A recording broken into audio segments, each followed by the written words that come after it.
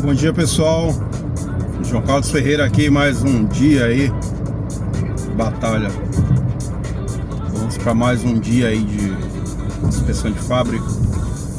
Pessoal, vou falar hoje aqui sobre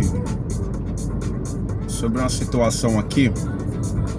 É a parte de procedimentos e certificado de calibração de instrumentos, né? Uma das fases que é muito importante aí nas nossas inspeções, nas nossas TAF de fábrica, principalmente nas TAF de fábrica, que são os testes de aceitação de fábrica. O que acontece? Nós precisamos aí, sempre que, todas as vezes que a gente analisar as documentações para início das TAF de fábrica, nós precisamos solicitar, tá? É uma informação assim que eu tô passando aí para vocês, que quer ingressar na parte de inspeção, trabalhar com TAF de fábrica, né? Trabalhar na inspeção da qualidade. Não só também na inspeção da qualidade, mas também no controle de qualidade, né? Se você pegar umas paradas aí de controle de qualidade, que acontece muito, todo ano acontece várias paradas aí. Existe o profissional do controle de qualidade. Importante, muito importante, que a gente analise o certificado de calibração. Chegou o instrumento, analise o certificado de calibração dos instrumentos de medição. Qualquer medição que você vai fazer, né? Qualquer medição que você vai fazer aí, você precisa estar com esse certificado de calibração desses instrumentos, desses equipamentos, né? Eles estejam com a certificação válida, né? O que vai acontecer? Existem processos aí que dependendo da atividade das TAF de fábrica, é uma não conformidade e não dá para dar seguimento se você não tiver outro equipamento para fazer medição. Agora, um exemplo: se você tem outro equipamento para fazer a substituição, pode sim, você pode pegar outro instrumento, analisar todo o certificado de calibração, se ele está ferido, está tudo certinho, né? Se as datas estão corretas, porque muitos profissionais aí acabam pegando o instrumento, olha só a etiqueta de calibração lá, né, que foi calibrado o instrumento, e começa a fazer as medições. Isso é uma situação errada, entre aspas, é certo e errado, porque o certo que você vai analisar, pediu para solicitar para ver, mas o errado seria o que? Você já dá início, né? Já dá início sem ter uma análise correta, né? Ter uma análise mais precisa do certificado em cópia para poder dar uma olhada. Se antes de iniciar as TAFs, o fabricante, o fornecedor te encaminhar, né? Te encaminhar esse equipamento, o certificado de calibração desse equipamento aí com antecedência para analisar, beleza, né? Não tem problema nenhum. Agora o grande problema é o seguinte: o grande problema é que antes de qualquer início de teste, né, qualquer teste que vai ser iniciado, esse certificado de calibração eles precisam ser analisados, tá bom? Porque o que acontece? Eu preciso ver se as datas estão em dia, né? Se essas datas foi calibrado, né, tá tudo ok. E uma das coisas que eu vejo muito o pessoal também pecar, principalmente o pessoal de almoxarifado quando recebe instrumento, né? Isso aqui eu tô falando do modo geral, não tô falando nem do modo para a parte do inspetor. O inspetor, lógico, todo momento ele vai ficar analisando essa situação, ele vai ficar analisando o certificado quando ele vai cobrar. Mas assim, pessoal do almoxarifado, pessoal que recebe de compras, pessoal que recebe equipamentos, analise o certificado de calibração. O certificado de calibração dos instrumentos, eles precisam também, olha só, vou dar uma dica muito importante para vocês, tá? Uma dica valiosa: analisem o certificado dos padrões que foi utilizado, porque muitas pessoas aí, muitos técnicos profissionais, eles só analisam o certificado de calibração. Foi aferido em tal dia, a data tá certa, a data tá correta, mas assim, vamos supor que você calibrou o equipamento, vamos supor que que esse equipamento foi calibrado no dia 10/5/2000, um exemplo, tá? 10/5/2000. Aí você olhou, nossa, eu tô fazendo agora no dia 10/6/2000. Então tem um mês atrás, né, que esse equipamento foi calibrado. Beleza, tá certinho. Aí a empresa pegou esse equipamento, tá utilizando, fazendo as calibrações delas, tá? Eu, como inspetor, eu entro lá dentro, né? Vou fazer as minhas inspeções e vou analisar esse certificado de calibração. Eu preciso, isso é um exemplo, tá? Eu preciso analisar o certificado de calibração dessa máquina. O cara vai falar pra mim, olha, ô João, essa máquina, ela foi calibrada, né? Ela foi calibrada no dia 10/5/2000. Ah, beleza, tem um mês. Aí eu vou olhar o documento, olho tudo direitinho. De repente eu olho o certificado dos padrões, né? Que lá sempre tem, né? Padrões utilizados.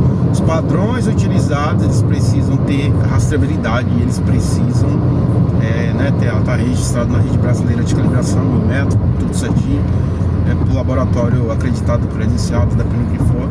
E para quê? Para que esteja tudo correto. Aí eu dou uma olhada no equipamento, no certificado, na documentação.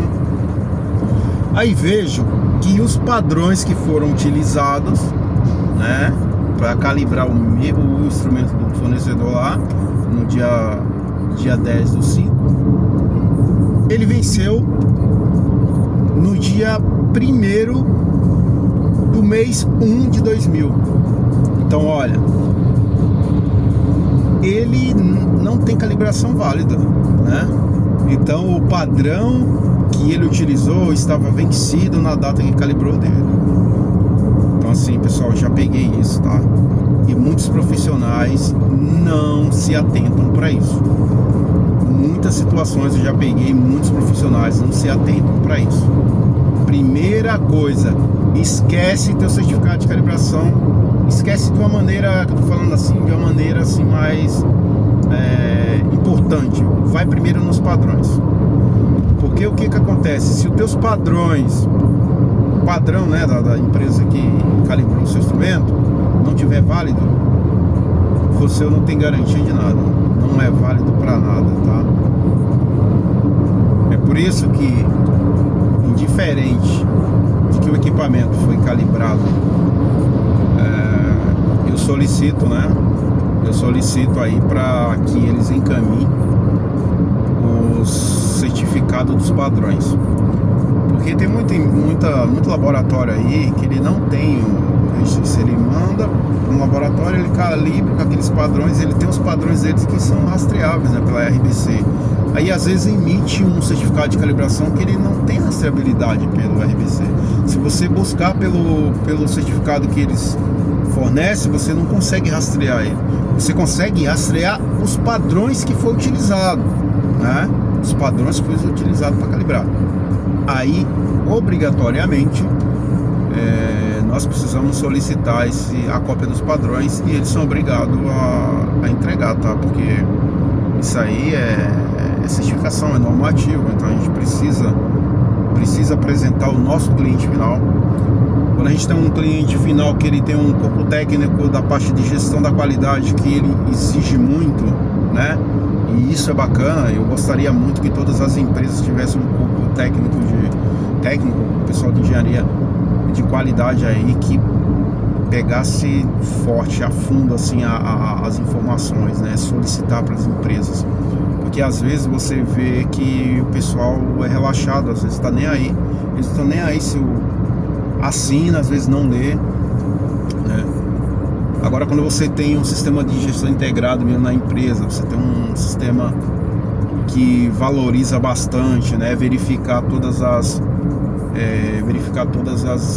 documentações da maneira correta. Isso é muito legal, porque você vai rastreando, né? Você vai rastreando todas as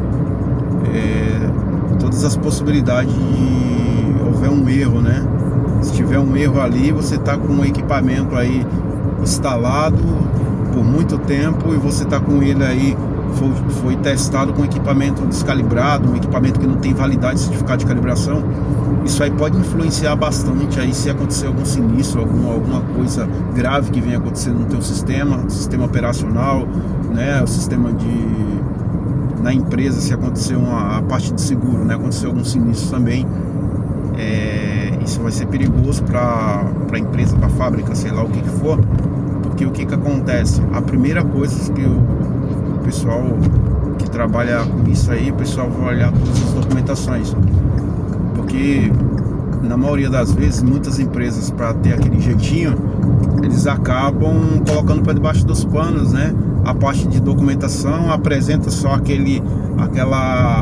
aquela maquiagem por cima para apresentar para o auditor, e o auditor acaba, dependendo do auditor também, ele vai só naquelas coisas muito básicas, aí o cara coloca um documento, tá tudo ok, mas os outros acabam não, ele vai levando, dependendo do que for, pelo um tipo de uma amostragem, né, pessoal? Não estou falando assim necessariamente, mas algumas que eu já acompanhei e já percebi alguns auditores que eles fazem isso também.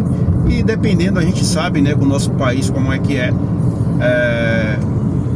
tem aquele jeitinho, né, de chegar, conversar com a empresa, não sei o que, sempre tem algumas propinas e a gente sabe disso que acontece, a gente sabe que isso acontece.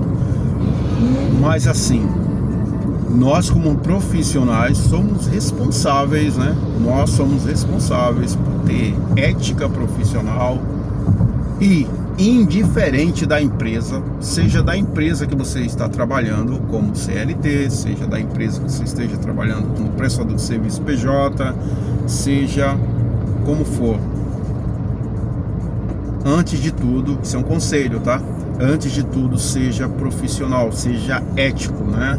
Se tiver errado, comunique e fale que está errado, faça um relatório de uma não conformidade, faça um relatório explicando, comunique os principais responsáveis pela situação encontrada, que não atende às normas, não atende às normas de regulamentações, NRs, né?